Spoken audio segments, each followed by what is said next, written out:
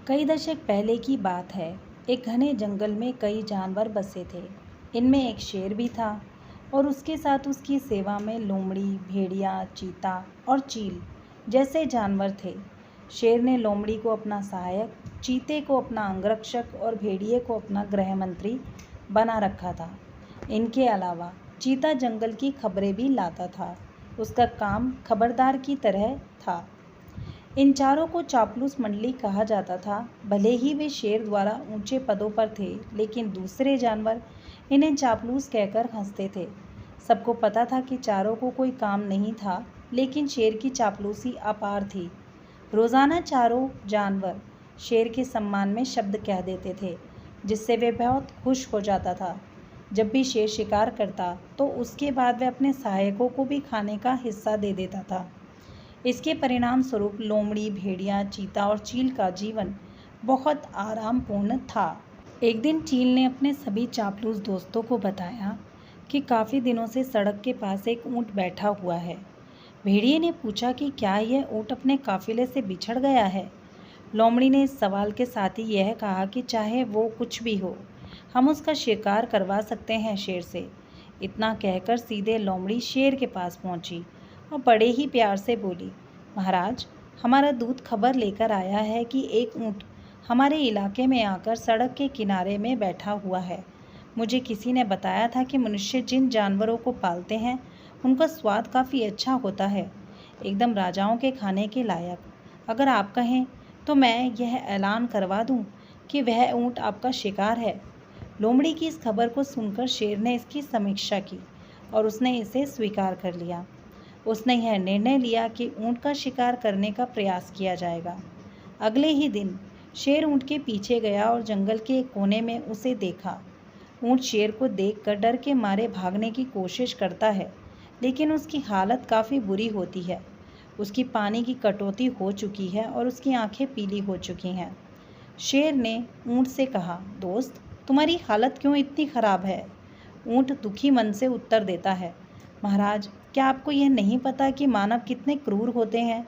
मेरे साथ जीवन भर एक व्यापारी ने काम किया है और अब मैं बीमार हो गया हूँ तो उसने मुझे छोड़ दिया है।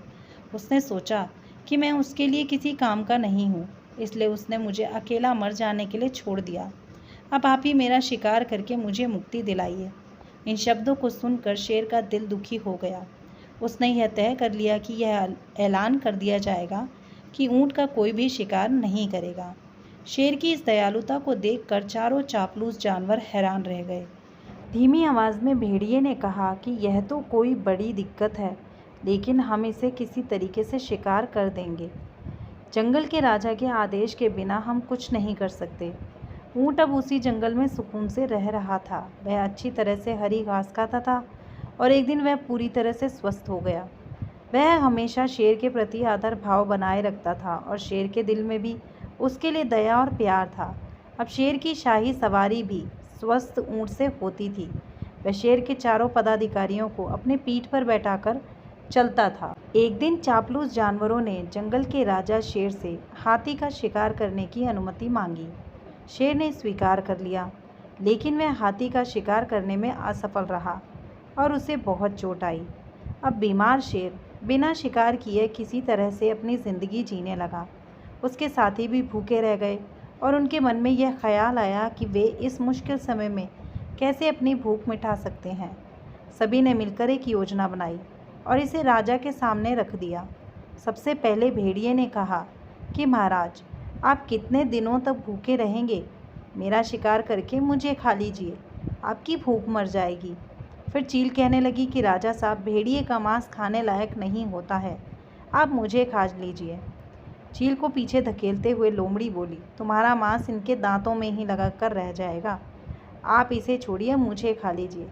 एकदम से फिर चीता बोला कि इसके शरीर में आपको सिर्फ बाल ही बाल मिलेंगे, आप मुझे खाकर अपनी भूख मिटा लीजिए। ये सब उन चापलूस जानवरों का नाटक था जिसे ऊँट नहीं समझ पाया। उसने भी एकदम से कहा कि महाराज, मेरी ज़िंदगी तो आपकी ही दी हुई है, आप इस तरह से भूखे क्यों रहेंगे? आप मुझे मारकर खा लीजिए। चारों चापलूस जानवरों को इसी बात का इंतज़ार था। उन्होंने एकदम कहा कि ठीक है महाराज, आप ऊँट को ही खा लीजिए।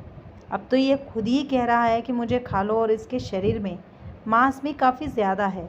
अगर आपकी तबीयत ठीक नहीं लग रही है तो इसका शिकार हम कर देते हैं। इतना कहते ही चीते और भेड़िए ने मिलकर एक साथ ऊँट पर हमला कर दिया। कुछ ही देर में ऊँट की मौत हो गई। सीख: अपने आसपास चापलूस लोगों को नहीं रखना चाहिए। वो हमेशा अपने फ़ायदे के बारे में ही सोचते हैं। तो दोस्तों, ये कहानी आपको कैसी लगी कमेंट सेक्शन में ज़रूर बताना। वीडियो को प्लीज़ प्लीज़ प्लीज़ लाइक कीजिएगा और मेरे चैनल पे नए आए हैं तो चैनल को सब्सक्राइब भी ज़रूर कीजिएगा। आपका बहुत बहुत धन्यवाद।